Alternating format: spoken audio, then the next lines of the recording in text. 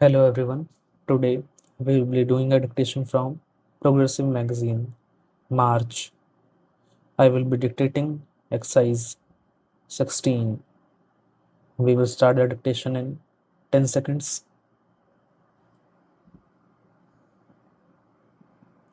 5 seconds to go. Start. Tomorrow we will celebrate the Republic Day. On the auspicious occasion, I am happy to greet you all, my fellow citizens at home and abroad, and convey to you my good wishes.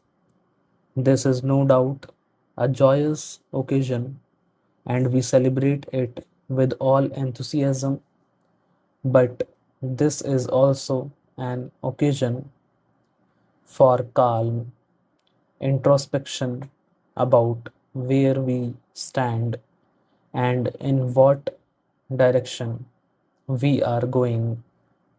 A few years back, our economy was suffering from a deficit in food grains, and some people abroad had written us off as a country which could not be saved. In their view, our agriculture had no future and we would be exposed to recurring famines. These prophets of gloom had reckoned without our untiring Kisan, and they have been proved false. This country, which grows, producing 5 crore tons of food grains in 1950, has now reached a level of over 20 crores tons despite of floods and other natural calamities in several parts of the country. The credit for this goes to the Kisans, the vast majority of whom are small and marginal farmers. The developmental efforts over the last 30 years, which have been channelized by successive 5-year plans, have resulted in the execution of many major, medium, and minor irrigation projects all over the country. The assured water supply from these projects, as well as production of fertilizers, pesticides, and high yielding strains, have all aided the Kisans in ushering in an era of plenty because of the record output of food grains and industrial raw materials. We have been able to achieve a measure of price stability and contain inflation.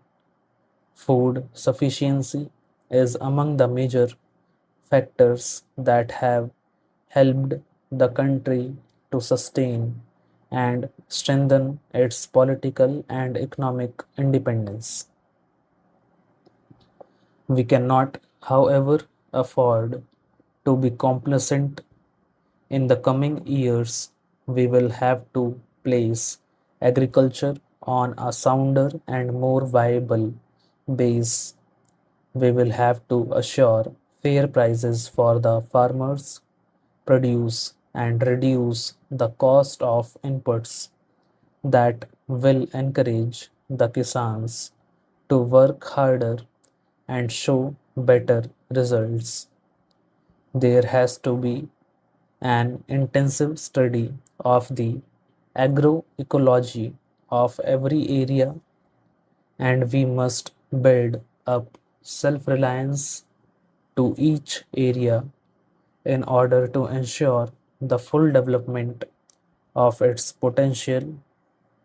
If farmers, scientists, extension workers, developmental administrators, mass media agencies, and above all, our political leaders will all work together, we can soon regain the old image of our as a land full of milk and honey. Societies is essential for attaining this goal. The brain drain and the depletion of resources from the village to the city must not only be stopped but must be reversed. The imperative need is for a happy combination of brain and brawn for achieving the rural prosperity. Those living in villages and our scientists and technologists who choose to work in villages must be provided with adequate facilities. The basic minimum needs of the rural people must be filled without further delay. In the welter of demands and agitations by the urban pressure groups for an ever increasing share in the national cake, the needs of the poor farmer, the real producer of wealth in our country, are apt to be overlooked. Let us not forget that India will prosper only if the tiller of soil lives and prospers. Our hard-working peasantry have proved time and again that they are ready to adopt new technology provided they are helped to do so. It is now the responsibility of every citizen in this country to ensure that our farmers are able to produce more food from less land. This presupposes considerable attention in safeguarding our basic agricultural assets like soil, water, flora, and fauna so that productivity can be improved without harming the long term production potential of soil and water. I have had occasion to fly over the Himalayas in recent months, and I was shocked to see the extent of deforestation that has taken place. What was once all greenery has been reduced to barren rocks. Such denudation and the resultant soil erosion pose a grave danger to our future. Floods and droughts are caused by thoughtless destruction of forests. We should ensure that in our zeal to bring more land under the plow, we do not disturb and do bad to the delicate balance of nature. We need to create new forest belts to be maintained in perpetuity. I am happy that the state governments are now imposing restrictions on the felling of trees and preventing further denudation